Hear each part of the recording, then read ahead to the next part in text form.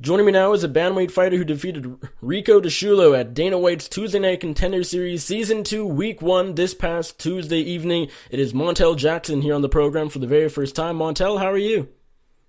Pretty good. Good afternoon, everybody. Thank you so much for taking the time. I appreciate it. Just under a week from your latest pro victory. You, of course, got the late round, third round TKO victory over DeShulo. You pieced him up throughout the first two rounds and got the job done in the third. Before we talk about the actual fight and everything else, what was the experience like just sort of overall fighting on Dana White's Tuesday Night Contender Series? Did it feel like the biggest platform you'd fought on, like the biggest fight of your career because of what was at stake? Was it obvious that it was a massive opportunity for you? Yeah, of course, just being able to even, be in contact with the UFC knowing who I am, following me, that's big already. Just being 5 fights in, so I was pretty stoked and happy about that. But I just really kept it, focused that this is just like any other show. It's no different. Because I didn't want that to take any type of effect on my nerves, on my ability to think clearly as you start the fight, But that was my real fear, man, being nervous or not performing it, performing well, So now that it's over, can you say that you weren't any more nervous than before any of your other pro fights? Yeah, this was I was very nervous. You were? Yeah. Do you think that affected your performance at all? I mean, you still looked really good, but do you think that It still did had... because when you come out on the Contender Series, there is no crowd. There is the crowd isn't yelling. Your walkout music isn't playing. You walk out to a small crowd of silence, literal silence. No walkout music, anything like that. It just feels different, man. Yeah, and even the introductions, there's no Bruce Buffer there. There's no any other ring announcer. It's just, all right, you're in the cage, now fight. Yeah, and that part really throws you off. It kind of takes you. It kind of takes you out of your groove, Yeah, I can believe that. I mean, I've never fought in the cage, nor will I ever, but I can imagine, things become routine. Walkout music is very key for a lot of fighters. As crazy as that might sound to some, I can definitely believe it, so that's very interesting. How eye-opening just was the whole experience before the fight? Going to Las Vegas, I'm sure you went there months in advance to do promotions and interviews for their promos, to air on Fight Pass and all that. Taking photos, the photo shoots for UFC.com, all of that. Did it prep you well for a future life in the UFC? Do you feel? Yeah, man. It gets you in the swing of things. It gets you mentally prepared about how things work in the UFC and how business is behind the camera, not in front of the camera, behind the camera. So you become accustomed to the stuff pretty easily. So that part isn't hard, not at all. That part is easy. This is a bit of a broad question, but realistically, what were your expectations for this fight, for your debut on Dana White Contender Series? Oh man, I was coming to destruct and destroy, man. That's all I was wanting to do, I just wanted the shot, become a household name, and get out there and really experience what's it really like. Cause they say they say that she was ranked number 1 or whatever in the Northeast. In New England or whatever. So I'm thinking in my head, she gonna really give me a fight. But no. That dude just he was just fed just hand-picked fighters basically. From what I could tell in the ring, because ain't no way this guy's 9-1 fighting anybody. He probably fought a whole bunch of nobodies, man. He's basically a cherry picker. It sounds like you were just as confident before this fight as any other fight. Is that fair? I knew I know ain't no one has fought a person like me before. Like as you see, like on if you watch the fight, like I was really up, like I was there to fight this guy. I wasn't there to put on no show to play around and run around. I was there to fight. Like this dude just, man, like she basically just bitched and whined the whole fight. It was nothing he could do. He couldn't out wrestle me. He couldn't take me down. He couldn't out strike me. He don't hit harder than me. It was nothing he could do. Nothing. Nothing. Literally nothing.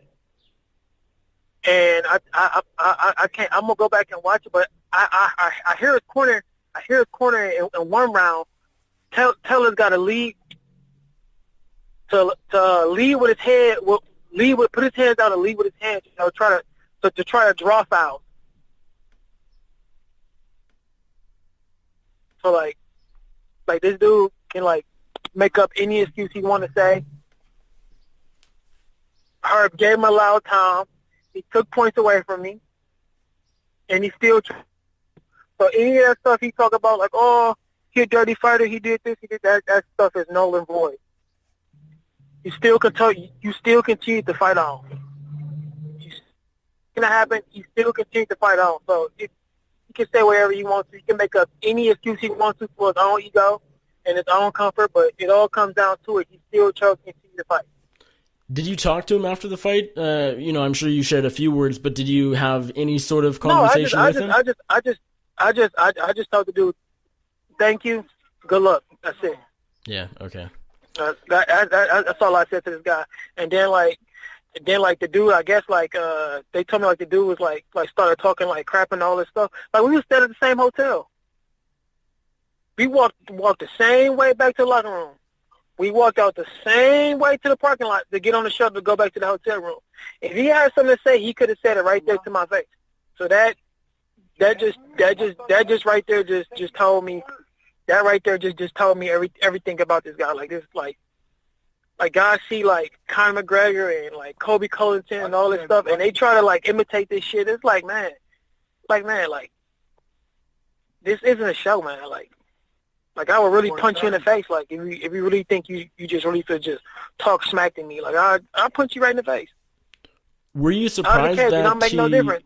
Were you surprised that he didn't put up much of a fight? I mean, again, you besides the point deductions, you dominated most of the fight. Man, I'm telling you, this dude was ranked number one. He was outclassed, man. He was outclassed. It was nothing he could do.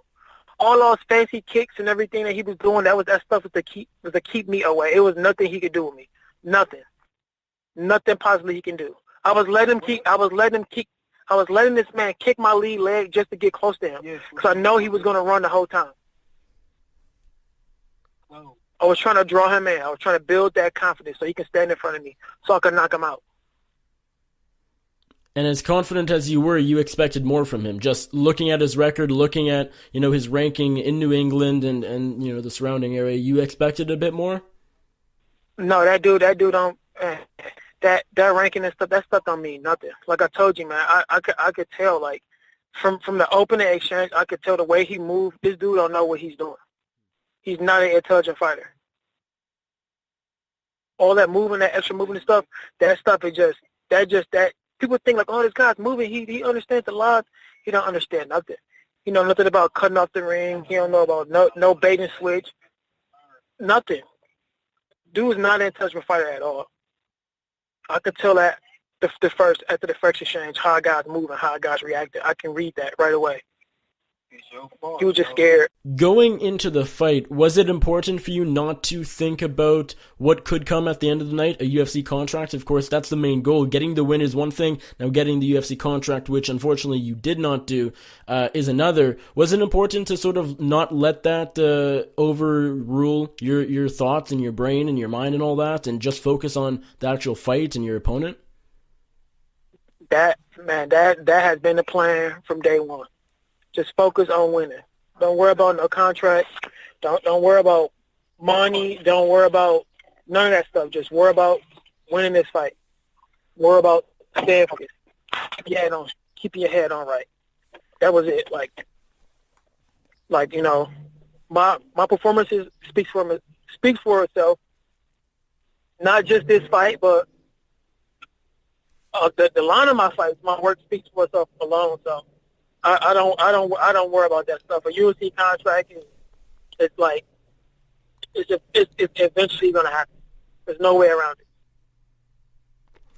Of course, one of the bigger talking points surrounding your fight were, of course, the 3 fouls you accidentally committed. Of course, initially it was a illegal elbow to the back of his head. You landed a low blow, and an eye poke is what resulted in the second point deduction. Now, none of that actually mattered in the fight because you finished him in the third, and the scorecards just get ripped up, essentially. But what do you make of those fouls? Of course, I mean, you don't need to say they were accidental. We know they were, but sort of what was going through your mind when that was all happening? Okay, the first foul, the elbow to the back of the head. Okay, I had him up against the cage, down on fours. The elbow right on the ear. The guy, like, as I'm throwing it, he turns right into it. He literally turns his head like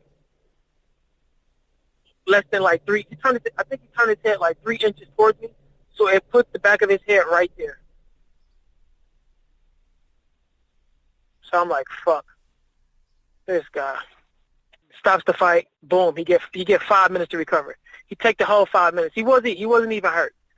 Like, he take the whole 5 minutes to try to get himself together. Like, they're coaching him and stuff and everything in the corner. Like, they tell this guy all this, all that, He's, like, walking around. You can watch on the tape. The guy's, like, literally flustered. There's nothing he could do. He mentally broke already.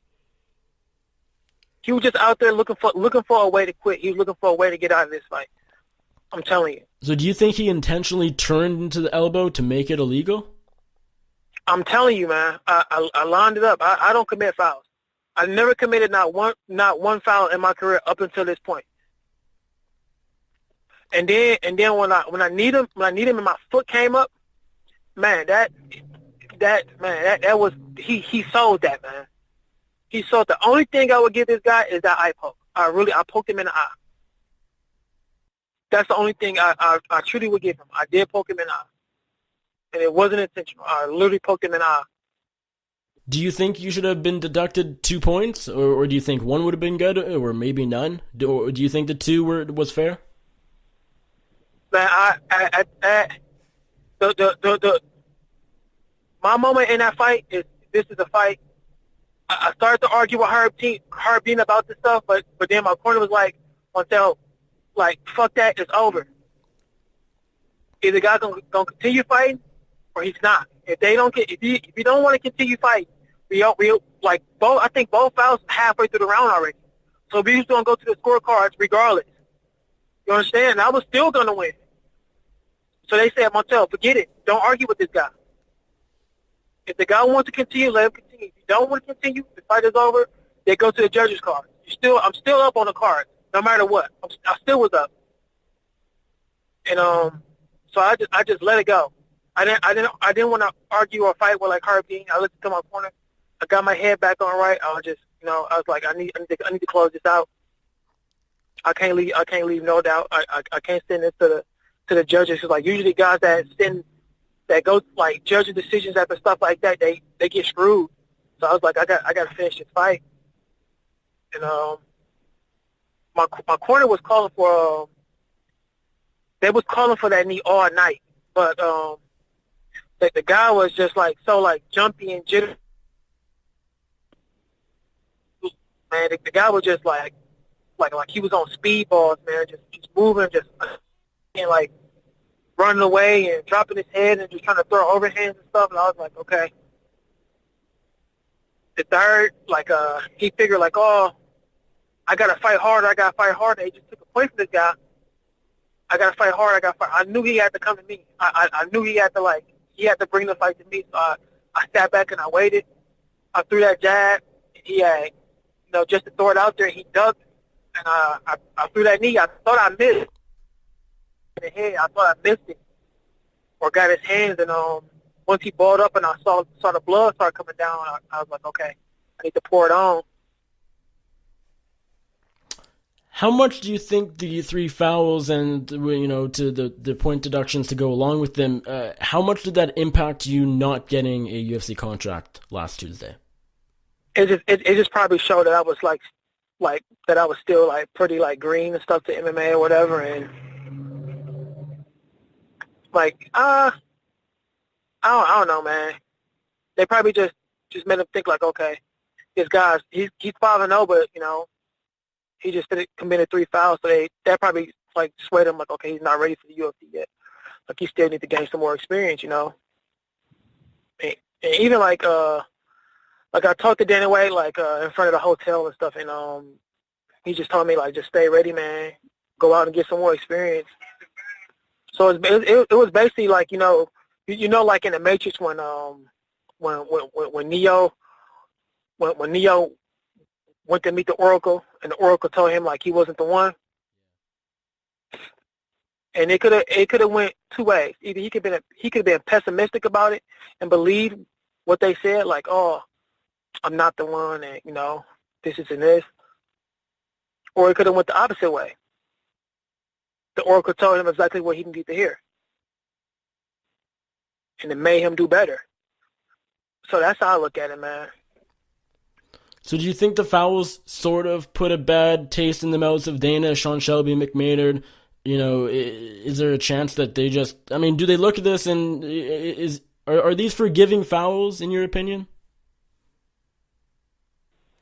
Like, for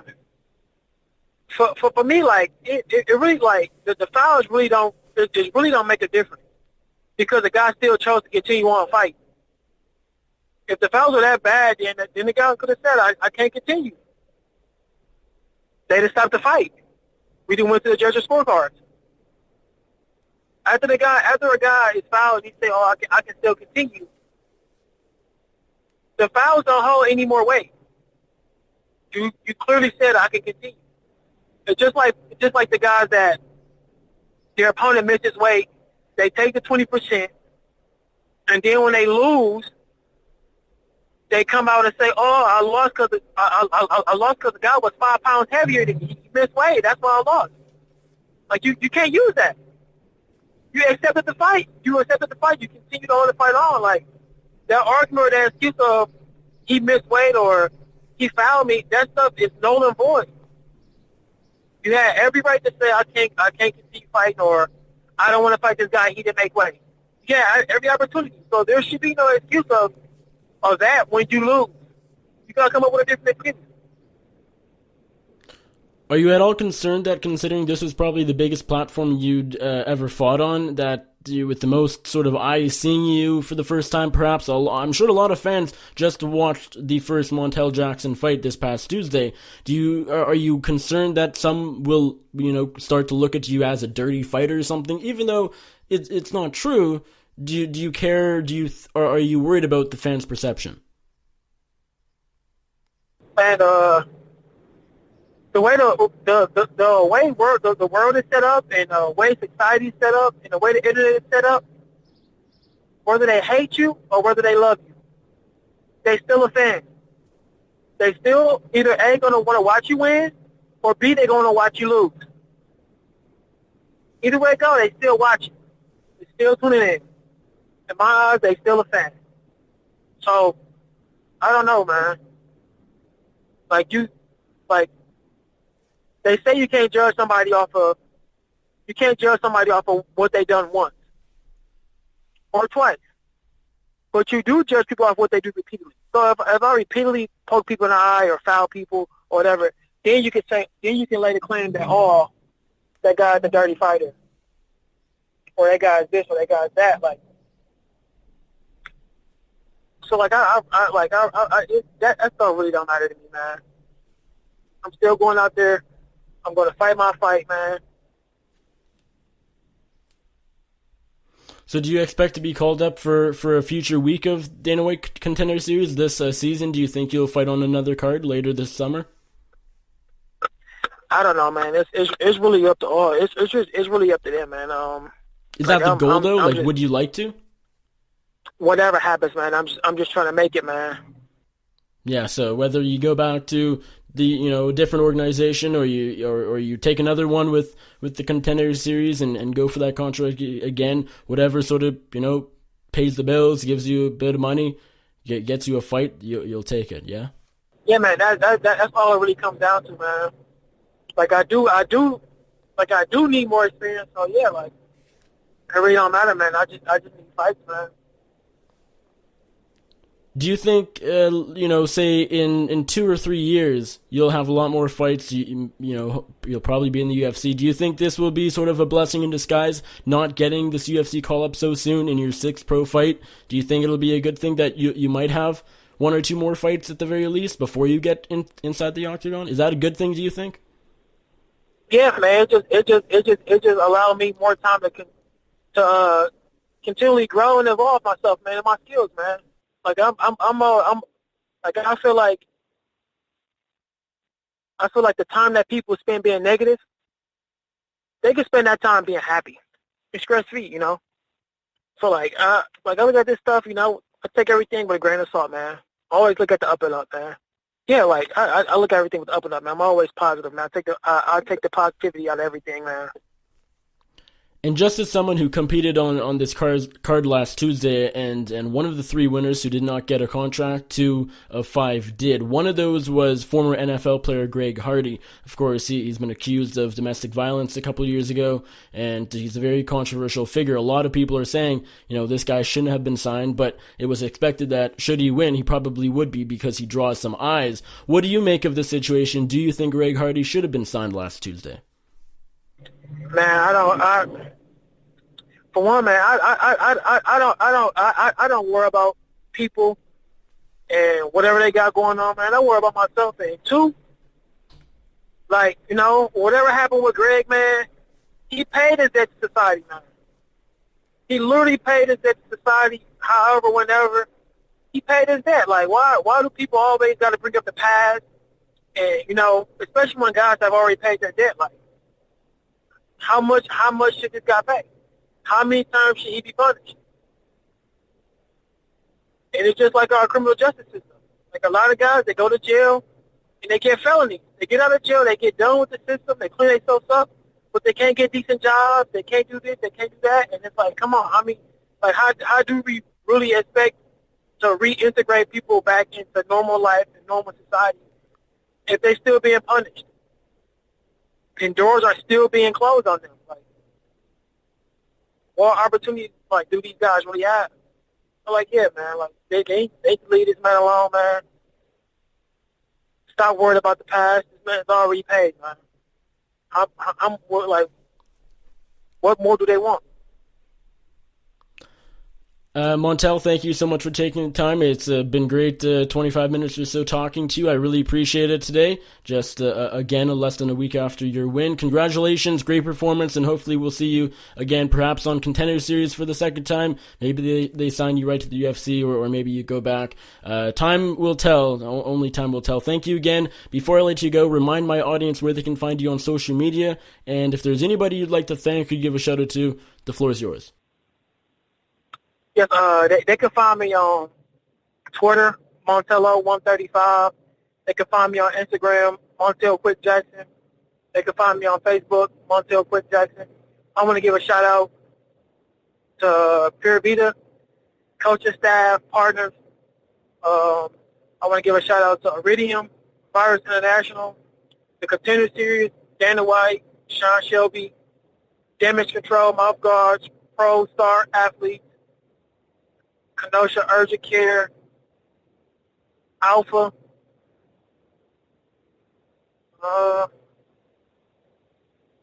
It's so many, man. I just want to give a shout out to all the sponsors, man.